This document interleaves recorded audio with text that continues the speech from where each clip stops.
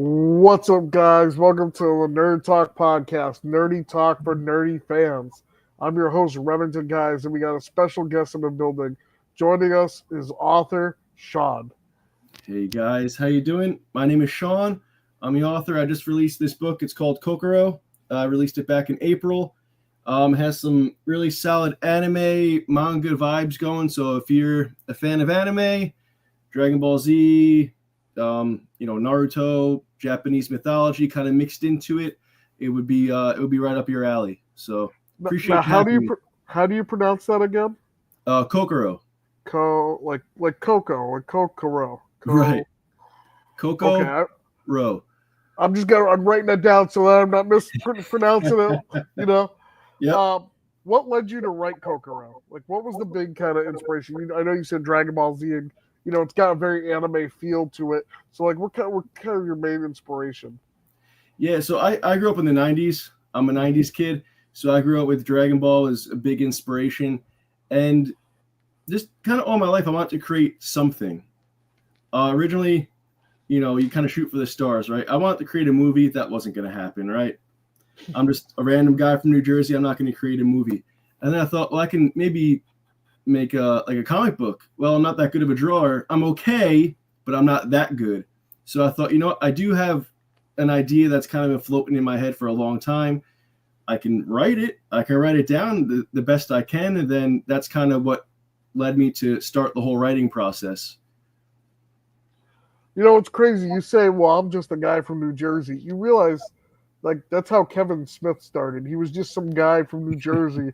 So I'm going to pick up a camera and start making a movie. That's fair. That's true. Maybe that'll be the next step. I pick up a camera and see where it leads me. We'll see. We'll see what happens. Was this your first novel? Have you had written other stories before this? No, this is my first novel. As a kid, so the character art at the very least, I've been drawing characters that kind of look like that since I was probably in high school. Because I was a big anime fan, so I would draw like my own ninja characters and samurai looking characters. So I wish I had them. They're actually in the attic, but a lot of the characters look very similar to characters I drew about 20 years ago. So I had the characters in my head, but this is the first time I actually kind of sat down and just wrote it all out. This is my first one. It's funny, looking at some of the artwork for the book and stuff, it seems like did you grow up on Street Fighter and all or anything? It's got like very much a Street Fighter, Mortal Kombat kind of style to it. Yeah, so it's funny you say that. I was at Kineticon a week or two ago, and a lot of people would come to the table like, "Oh, it looks really cool. Oh, it kind of has a Street Fighter vibe to it." That's what a lot of people said. Yeah, I grew up in the 90s. I loved Street Fighter. I loved me some Mortal Kombat.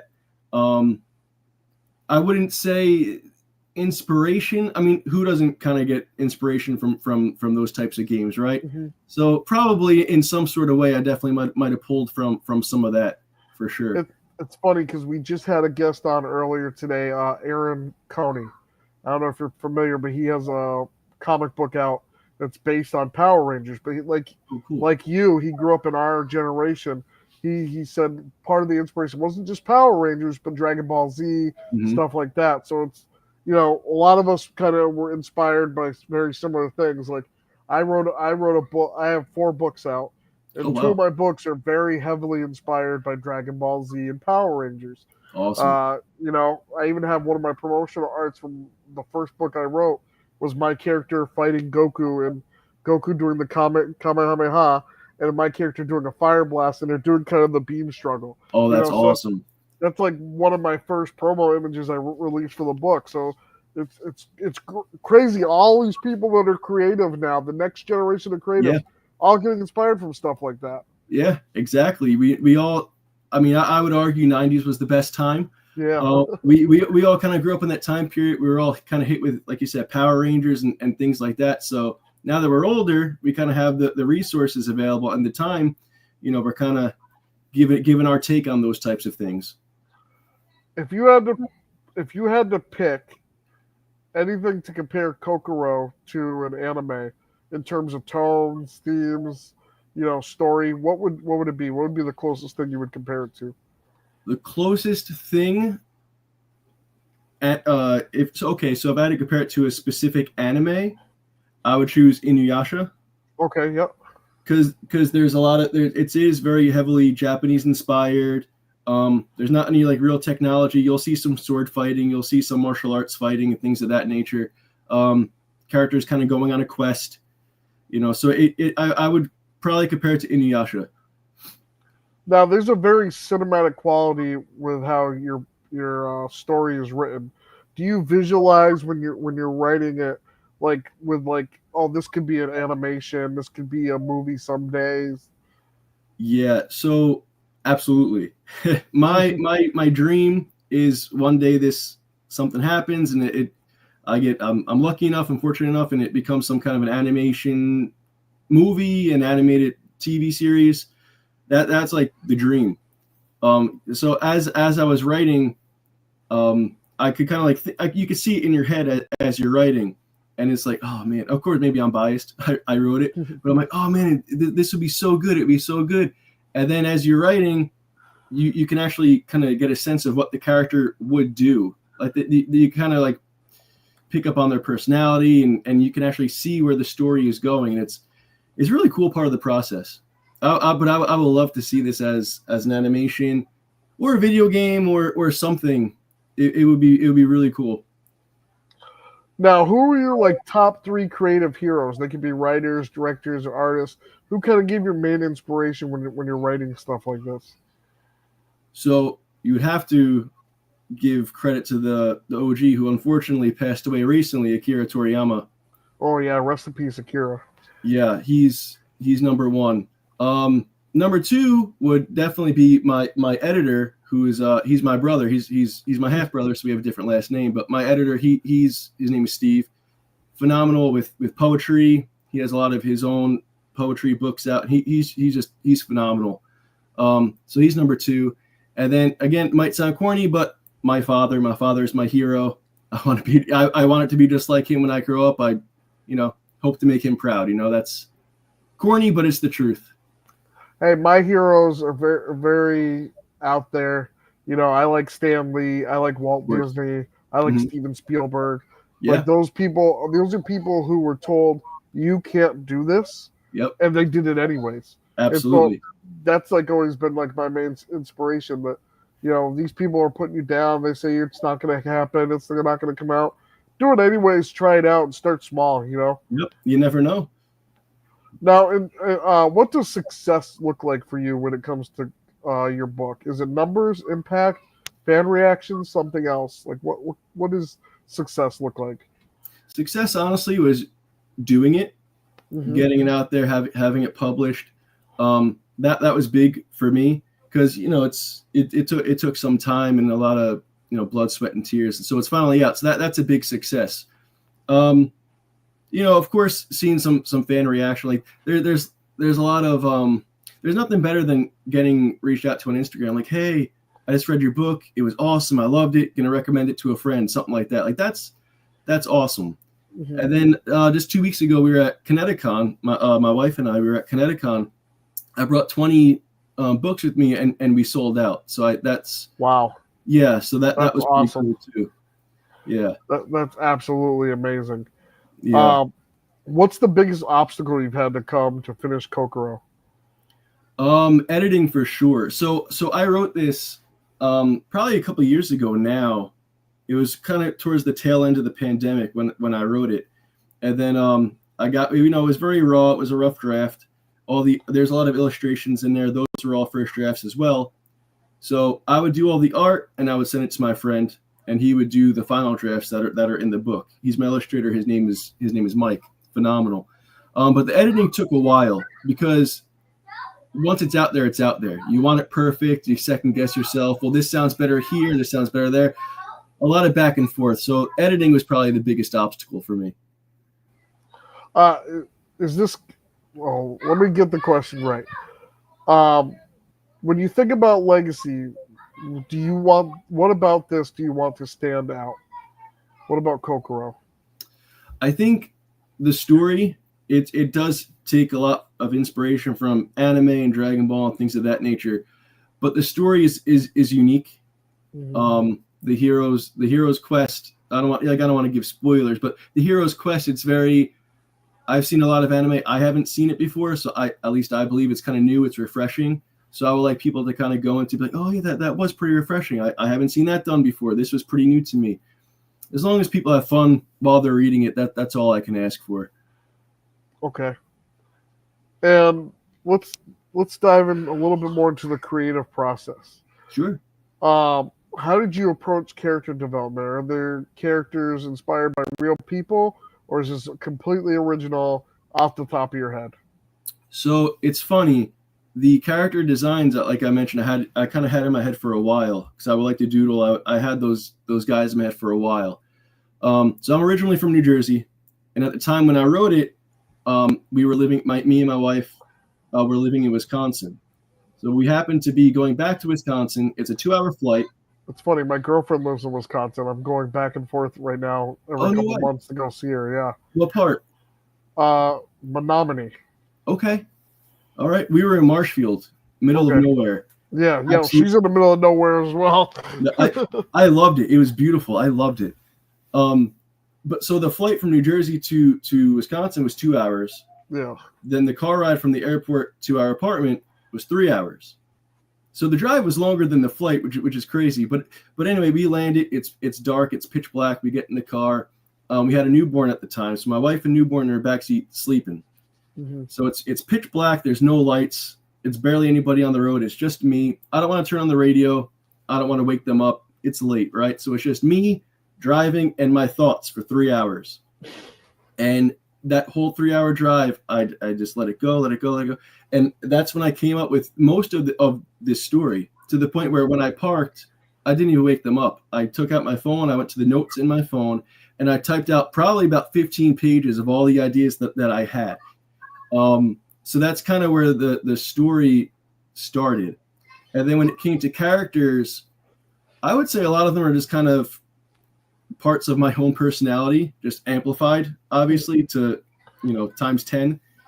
But then sometimes as you're writing the story, you would need to add a certain character here. Like certain things can't happen yet. You need to build, and it's not, the payoff isn't there yet. So maybe you need to introduce another character or two to kind of get the ball rolling even more. So there was a little bit of that. But in terms of character development, it's basically parts of me just kind of amplified to the 10th degree. We're going to dive a little bit into the story. Sure. Tell us about the protagonist. What makes them stand out in the world of media? What makes them better than characters like Goku and Ash Ketchum and that kind of thing? Those guys are classics. I don't know if we're ever going to touch them. Yeah. But so the main character, his name is Sai, and he has a mysterious background. He's an orphan. He's taken up by a village elder, and he's taught in like in a lot of your shonen shows, he's taught how to fight at a very young age. And the story delves into what happens he loses everything, his family, his elder, the woman that he loves. And the story is basically, the way I came about the story is when I got married, I thought to myself, what would I do if I ever lost my wife, God forbid? What would I do to bring her back? So this is a story of Sai, what he would do, how far he would go, where he would go to bring back the love of his life, and kind of answer the mystery of his own origin along the way. Have readers responded to your book so far? And how's the response been? Really good. So far so good. It's only been about 3 months or so, but so far so good. The reviews on Amazon, I think they're all 5. Most of them are 5 stars, maybe except 1 or 2.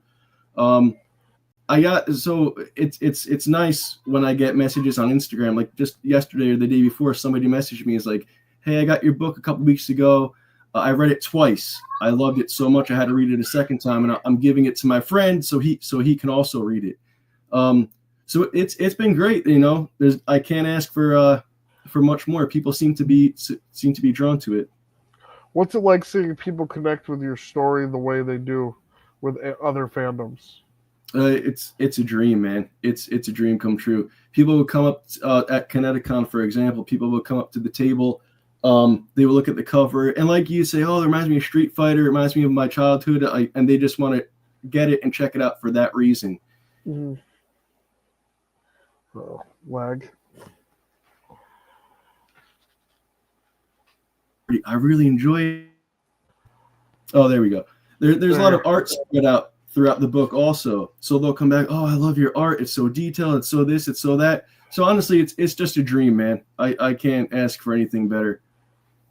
That's all. I was going to ask you, how was Kineticon? Because sadly, I had to miss it. I was in the middle of getting inducted into the Martial Arts Hall of Fame.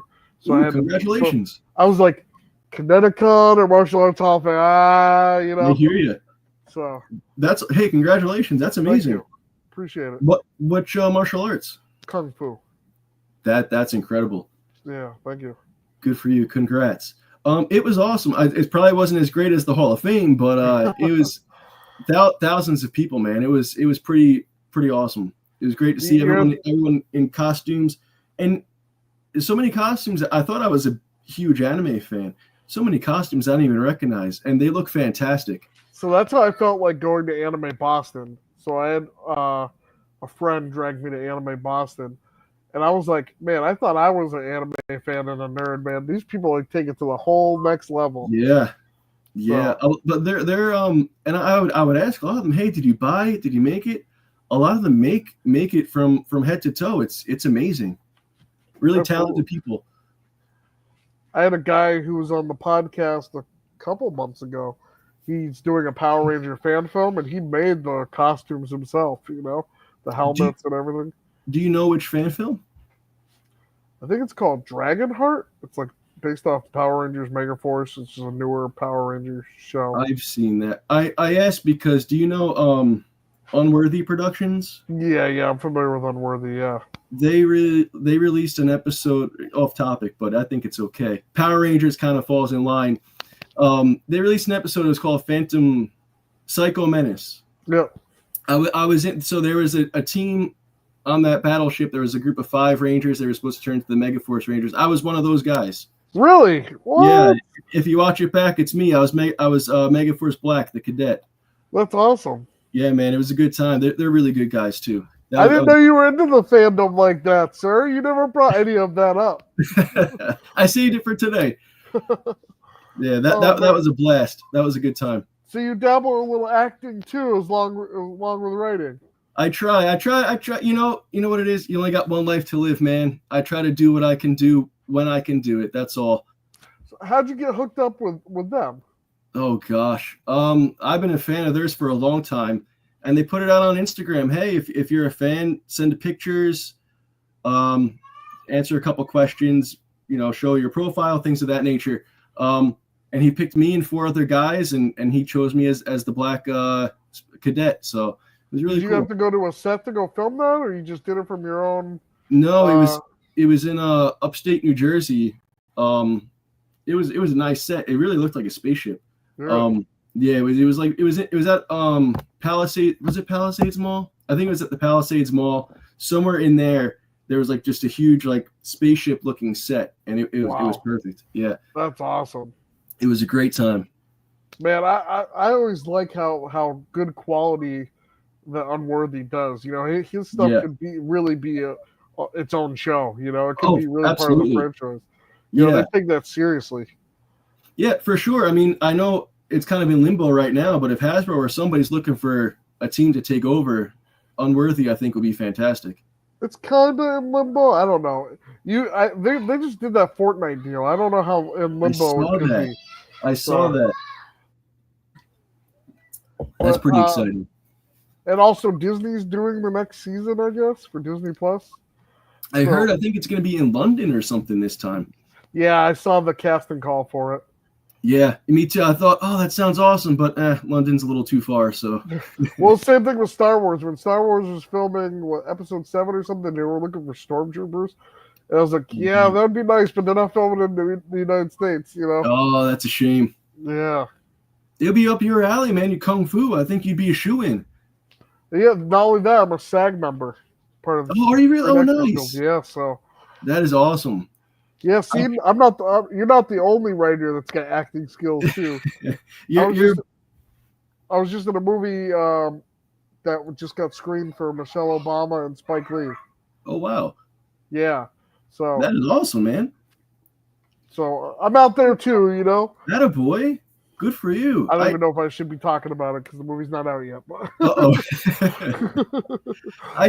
The congrats on SAG membership. That's amazing.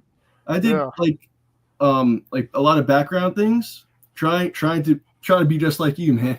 Did you get a Happy Gilmore? That was filmed in New Jersey. It was. I was supposed to, but I have 3 daughters. It wasn't working out. I get it. Yeah, it was tough. So yep, that's awesome, man. You're kung fu actor, writer. You do it all, man. I do it all, man. I really do it all. That is awesome. You got any more conventions you plan on going this year? Yeah, so in 2 weeks in Virginia, Fairfax Comic-Con, we'll be there. Okay. Yep, we just restocked, so I got 20 more, and hopefully I get lucky again and they all go. You gotta link up with the people who do Rhode Island Comic Con because they do like 8 conventions a year, all throughout New England. I wonder if they do one. They must do one in New Jersey because they're all over the place. So if you don't end up getting on the main Rhode Island one, they got like 8 other ones that they do throughout the year. And then they're a very like when I say when you're a part of them, your family, like they're a real close family. Everybody knows each other. Once you're in kind of thing. And they all kind of help each other out. Oh, you got your booth. I'm gonna send people over to your booth. That's cool. They're really good people. That's a really good con family. I love that. Are there any other genres you would like to explore next with your writing? So this has only been out for 3 months or so. I started the sequel, just the planning phase. I kind of want to let it breathe for a bit. After that, I would love to. Me and my editor, my brother, we talked about writing a mystery together. So I think it'd be kind of fun to write a mystery novel together, kind of like a whodunit. Yeah, I'm working. It's funny that you say I'm working on something like that right now. No way! That is awesome. So I kind of want to make it for like a teenage kind of version of Scooby-Doo minus the talking dog kind of thing. There you go. I want it to be obvious, but still be a real mystery and really get you thinking. Yeah. And I want one of those books that I think I know who this is, but there's too many things that are making me second guess it. And you got to get to the end to figure it out. You can't put it down. You got to find out who it is. Right. That was one of the compliments I got from my last book is that while they didn't like the cover, but the moment they started reading it, that they couldn't put it down. See, don't judge a book by its cover. Exactly. There you go. That's cool. Let me know when that's out. I would love to check that out. The mystery one? Yeah. Yeah. Okay. Yeah. I got another question for you. Sure. Right. Stay with me here. I'm with you. Sequel. Is it going to stay the same kind of tone, or are you going to switch it up for the sequel? Good question. So you're going to switch it up like an Empire Strikes Back kind of thing? So because of where we're going to be going in the sequel, it's going to get dark. Now, when I say dark, it's not, Dark Knight type of thing. It's just it's going to deal with more mature themes, kind of. Thematically, it's going to get, and it's not like it's going to turn off the kids or the teenagers or anything like that. It's not going to get crazy, but it will get a little darker for sure. Okay. Yep. Do you have a dream studio that you would want to animate Kokoro with? Like, say a company goes, hey, pick an animation studio. You get one animation studio, anyone you want. Yeah. We're going to do an animated project. Let's go. So there's 2 that come to mind immediately. Okay. One, because I'm a big Dragon Ball fan. Toei comes to mind immediately. Yeah. And then recently, I think it's MAPPA, MAPPA. Yep. I have that listed. All of their stuff. I haven't seen one single episode that I thought that's kind of subpar. Everything has been phenomenal from them. So their animators work really hard, I'm sure, and they're so impressive. So Yeah, I'll probably choose them. It's really funny that you mentioned that because that's literally what I have in my notes here for the episode. I was Yeah. like, he might pick Studio Bones, Oh Mappa, yeah. Ufotable. Yep. I was like, I got all these studio. I'm like, and you picked the first one. I was like, oh man, you're like reading my mind here a little bit. See, there is a connection happening, man. Yeah. Realistically, anybody, like anybody, I'll be, obviously I'd be so blessed if that happened. But if all the stars aligned and I got my choice, yeah, Mappa for sure. How do you balance writing with like real world kind of stuff going on? Because you're a father, Yeah. you know, you must get distracted. But how do you balance, work? You must work a job outside of this, Yeah. So Yep. like, how do you balance it all? Yeah. So with Kokoro, it's 22 chapters, a prologue, 22 chapters, then an epilogue. So 24 for sake of argument. Mm-hmm. My writing style would be, because like you said, work, kids, wife, it's very hard. One day a week, everybody would go to bed. I would, from maybe 9, 10 p.m. till 3, 4 a.m., I would write. And I would write a chapter, right? And that would be one chapter. And then the rest of the week would go by, and I would be thinking, if I wasn't positive, or I wanted to just iron out every detail of the story, I'd be thinking all week. And then when the next week came, that's writing day. I'll write chapter 2. So each week I would write one chapter. So it took probably about 6 months or so to write the entire thing. So that's how I fit it in. One night, stay up pretty much all night as long as I can, and iron out one chapter at a time. That's awesome. That was my method. And do you think for the next convention, because you said you sold out all 20 books for Kineticon, right? Yeah. How many books do you think you're gonna bring for the Virginia one? I'm still bringing 20. It seems to be a good number. Yeah. Maybe just I don't want to jinx it. 20 has been good to me so far, so we'll see what happens at this one. I had a book come out in, I want to say like March or April. Don't quote me on this because it was early this year, right? Yep. The first like month and a half, I sold 700 books. Whoa. Yeah, man. So good for you. Yeah. What's your secret? I'm a hustler, man. I make sure when I go to these conventions, I make sure everybody's got a copy. Everybody.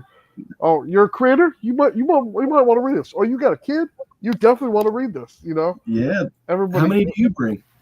Oh, I probably bring like a couple hundred. Oh wow, okay. And if I don't, whatever I don't sell out, I'll just roll over into the next one. Sure, yeah. But that's awesome. Congrats, dude. You're phenomenal. Congratulations. Yeah, man. You're gonna get there, man. You're gonna be like, man, I'm gonna have to start bringing 100.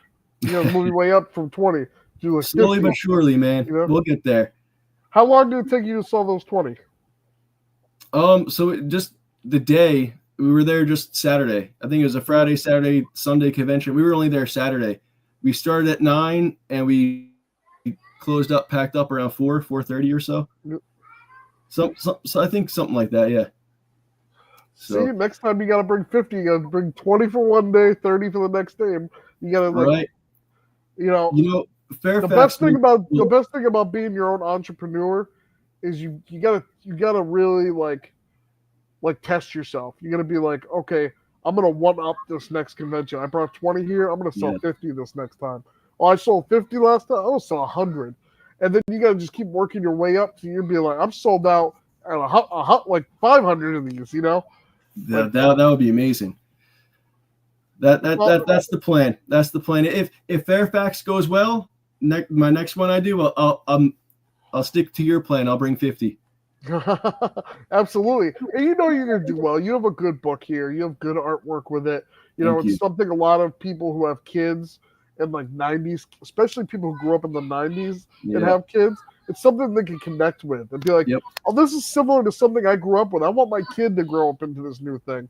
Exactly. It's why these reboots keep happening, is because we get nostalgic and we want our kids to kind of have the same positive experiences that we went through. I agree. I love a good reboot. Yeah. Anything 90s reboot, count me in, man. Did you see the King of the Hill reboot yet? I did. It just after what 15 years, I think. Yeah, man. Right. See, you can't keep it. You can't keep a classic down for too long. You just can't. Right. Yep. And it's aged like fine wine, man. I love it. I love the new Yeah, episodes. I agree. It's awesome. I might do a review later this weekend about the comeback. Yeah. That'd be awesome. I binge watched all the episodes that night when it came out. I was up at midnight. Good for you, man. It's fun. It is a lot of fun. It brings you back to a place when things were a little less crazy, a little less stressful. We were younger, less worries. Yeah, it's a lot of fun. All right, so we're gonna do one final question because we're gonna be running out of time very soon. Let's do it. What advice do you have for other writers or creators who want to create a story like yours? What's the big advice? So it sounds cliche, but do it. We just talked about how all the greats. I'm not saying I'm a great at all, but all the greats in the world were told you can't do it, don't do it. What a waste of time. And I was told that too when certain friends and certain people would hear, "Oh, you're writing a book? Why? What is that? What is that doing for your pocket? What is that doing?" My pocket? Nothing. I don't care, but it feels good. It's good for the soul, right? What does it do for your soul? And I'm just having fun anyway. You're like, I just want to break even at this convention for. Yeah, I mean, honestly, not even break even. Like, I'll just give it to you. Like, if I know it's something that you'll enjoy, you'll bring it home and you'll actually like really take to it. You can have it. I don't care about my pocket, my wallet. I don't care. I wanted to get this out because I was passionate. Crazy that you say that because I'm the same way. Right. If I see a kid who can't afford it, that 700 I sold, I gave away another 200. You know? Yeah. And I don't even count that towards the ones that I've sold. Yeah. So like if I see a kid whose parents are like, hey, we can't afford the book, but our son still wants to read it, yeah, go ahead, take a copy. Yep. So because that can inspire that kid 10 years from now to write his own book. You never know. He could turn into the next Steven Spielberg for all you know. Absolutely. That's what it's about. My advice, just do it. Just filter out all the noise. They're only saying, why are you doing it? Because they're not doing it themselves. Just follow your dream, follow your passion. Just do it. And it's fun, man. You can attest to it. It's a lot of fun, right? Getting your thoughts out, getting these characters out, the different personalities, and then, wow, I did this. This is incredible. Absolutely. Yeah. Did your wife believe in you at first, or is she one of those people who were like, my wife, thank God, was my number one fan. She was the first person to read it. She was supportive the whole way. That's awesome. Yeah. That's really cool. Yeah, she's great. She came to me to the Comic-Con. She's coming to me to Fairfax. She's the best. How do your kids feel about it? Your kids going to school bragging about your book yet? So my kids, they're 7, 3, and 2. Okay. So the 3 and 2-year-old don't really get it. They'll see it. Oh, Daddy's writing that. They see the pictures. My oldest one, she's into it. She's starting to try to draw the characters on the cover, and that's so great. Oh, it's the best. That's fulfillment right there, man. That's the greatest. So I have a 6-year-old, and the last book I had released, he's one of the main characters along with my 2 nephews. That's awesome. And his face when he looked at the cover and go, wait a minute, that's supposed to be me? Like that is like he loves it. He absolutely loves it. So I like that feeling. Yep. And my nephews enjoy it. They know all the lore for my book. And when's the sequel coming? Oh man, that's the best. Yeah. Their reaction is something you're never gonna forget, man. That makes it all worth it. You don't have to sell a single copy. Just their reactions make it all worth it. Man, they picked it up. My brother told me they didn't stop talking about it for a month. Oh wow! Just like going to school, like, hey, we got a book about us, like, and we're superheroes, like. That's so cool. Bragging to their friends. Absolutely. That's awesome. So, yeah.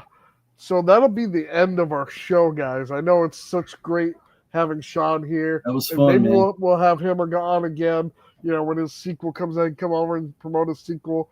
Absolutely. But where can people find your book? Where is it available? Is it at bookstores? Is it at Amazon? Where's kind of a place you can find it? We're working there's a couple spots in New Jersey. We're trying to get it in some bookstores. It's on Amazon. Just search Okay. Kokoro, Shaun Humphries. It'll pop right up. And my Instagram, it's just Kokoro underscore novel. Mm-hmm. You can find me there. And yeah, that's where you can find it. And guys, all the links will be in the description below that he mentioned. And where do you have like a personal social media that you're plugging, or is it just go find Kokoro? It's just right now it's just Instagram, just Kokoro underscore novel. I think there's a Facebook out there probably, but I don't really pay much attention to it. I think whatever I post on Instagram goes on the Facebook, so Okay. I'm just Instagram for now. Guys, make sure to follow him if you want to go read his book. There will be all the description when this officially comes out. I know we're going live right now, but it will not be like officially published for another week. So like when this officially comes out, everybody go check out his book. Go support Shaun and Kokoro and the whole family over there. And yeah, man, we'll see you guys in the next episode. Thank you so much, guys. Really appreciate your time.